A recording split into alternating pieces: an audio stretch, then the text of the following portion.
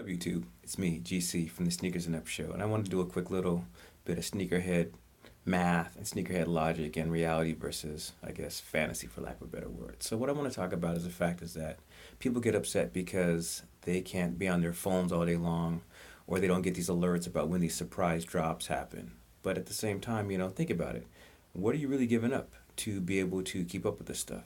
Meaning that if you're at work, then chances are you're probably doing something that's making you real money.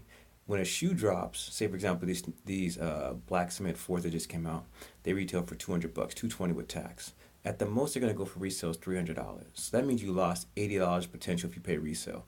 But you weren't on your phone, you were working, you're spending time with your family. And if you think about that, there's some people who, don't have much going on. So yeah, they might have saved 80 bucks or got a couple pairs or whatever, but it's like at the end of the day, it's like, yeah, but their lives are not so great outside of that one pair of shoes, that 80 bucks they sold. Now there are some people who are hitting it out of the park, probably people watching videos who are hitting it out of the park, knocking things out as far as like being successful in life and also able to get the stuff on these apps. Salute to them. But think about this, right? If you're spending your time watching apps and looking at alerts and looking at your phone, chances are it could be taking time away from what you could really be focused on, which is going to make you better.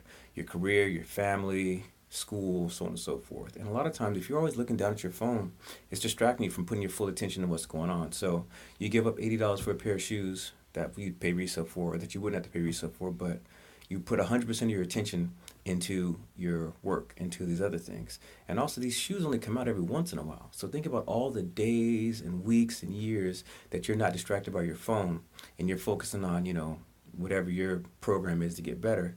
Then that's time that's making you better versus putting all this time being distracted by your phone and not getting much out of it.